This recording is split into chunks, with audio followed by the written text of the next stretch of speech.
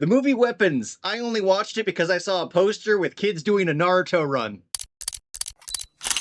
Hello there, namaste. So I'm absolutely honest. I only watched it because of the Naruto run. And I am glad I did. I had no clue. I went in blind. I had no clue this was supposed to be a horror. I had no clue about the vibe of this film. All I knew was a few actors were in it, and I'm just like, you know what? Well, of course, it's a movie. Actors are going to be in it. But I was like, you know what? I'm going to go check it out. They're Naruto running. But immediately, you know what the vibe of this film is going to be. It starts off with a kid narrating an incident of 17 children disappearing from a classroom. And just having a kid narrate the incident, you already know it's going to be creepy. You already know it's going to have this weird vibe. I don't do well with like horror and jump scares like that because it just doesn't work for me. But this film was primarily about suspense. And I was like, you know what?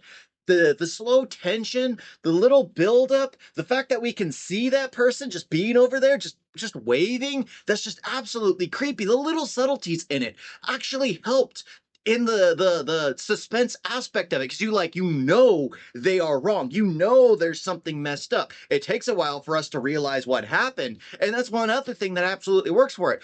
We go through a character named Justine, who's a teacher, who is a homewrecker outside, who's an alcoholic outside. She's just a terrible human being, but the kids like her. We're introduced to Archer, who's a father of one of the kids, who literally hates the teacher because he's found his target and is going to target her. And then we grow to like him overall because he's willing to do what he needs to do to get his son back. We're introduced to Paul, who's an officer who's a recovering alcoholic. We're introduced to, I think his name was James, who's a drug addict who ends up poking Paul. We get to follow the principal, Marcus, and see his perspective. I love it because it keeps going to like where they're at. They'll like stop, and then it's like, let's rewind and show you how we got here from this other person's perspective. And I absolutely love that. And it in the end, it's like you don't care for any of these characters. Well, I do feel bad for Marcus. Marcus was just doing his job. He was just trying to be a genuine human being. I felt bad for him.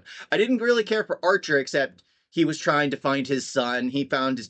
The only character I didn't care for was Justine, the teacher lady, I think that's her name, and Paul. And I only know the names because they would have the screen black and their name of the text would pop up, and it's just like, yep, that's their name. That's who we're following. But the story is absolutely crazy. It has parents who are trying to get their son back. You have a teacher who's just a terrible human being, a homewrecker, an alcoholic who just destroys everyone's lives, who's only thinking about herself, who's acting like a serial stalker, who's absolutely crazy. I mean, if the cops tell you to do one thing, everyone tells you to do one thing, and you go out of your way to make sure you not only go against what they say, but you're barging down, you're going in back doors, you're banging on people's windows, you're staring through windows at people's houses. It's just, yeah, she was a hateable character, easily hateable.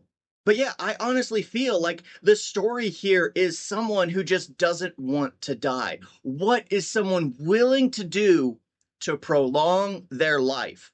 There are a lot of people who are willing to do anything. Most people don't know what they can do or how to do it, but if people had the option, they would most likely take it. That's just the truth of it. We're all human beings. We all want to just continue pushing on. Not all of us see life as like, we're here, we have one shot. We have one shot at this. But the film absolutely felt like it was both slow and fast because it would get to the end of one character's story. Well, not really, but kind of get to a certain point, and I was like, all right, let's introduce this other character. And then they'd go back and do a start all over again, but this time it feels more fast paced. And then we get another character and another start, which is even more fast paced, and then another character and another start, which is more fast paced. And then finally we get to the very last character. We follow Alex, and it just slows down. And I gotta say, it worked. It absolutely worked because this is how we're seeing everything through this person's eyes. And it's just following Alex, you just feel sorry for him. He's the one that needs the help. He's the one who's doing everything he can to save, to keep everyone alive, which sadly includes the one person who's trying to extend their life, but at the same time, so like he's willing to do everything. And I gotta say, I absolutely felt sorry for him. I absolutely loved his character. Everyone else and his family. I enjoyed his family, most of his family. But everyone else, you're just introduced to a ton of characters that you really don't like. You really don't. But I think that's the point. You're introduced for them from a perspective of when that's their darkest point in time. A teacher who's being accused of kidnapping 7 kids. But of course, she already has history of being a problem. You have a parent who's willing to do anything, even damage property and things like that to, well, see if he can get a rise out of the teacher to get his son back. You have a principal who's just stuck in the middle of everything. And I gotta say, I wish we got more of him. I enjoyed him. I'm not gonna lie, his family dynamic was just adorable. There's this one scene where they're just making, I think it was like 10 hot dogs, and they were just covering it with mustard. And the mustard was evenly spread out over all of them. Even all 10 hot dogs, the mustard was evenly spread out over each. And you could just tell, it's just like, yeah, even though they're not making top quality food, they care about how it looks.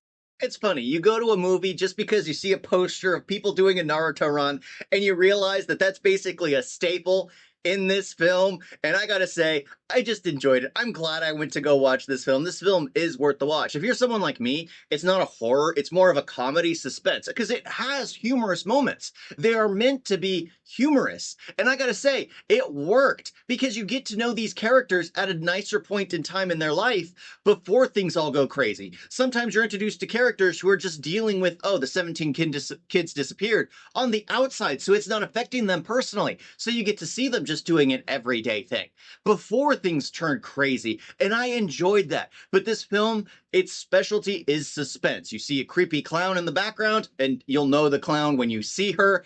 Yeah, it's just creepy. It's absolutely creepy. This film is absolutely worth watch and absolutely worth a rewatch. I am definitely going to rewatch this film several times because I just enjoyed it. It worked for me as a horror because for me, I enjoyed the suspense in it. Sure, I'm pretty sure there were some scares which people were jumping at.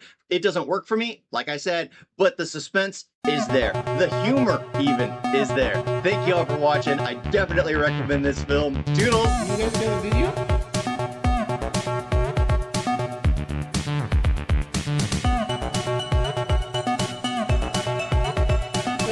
So bad.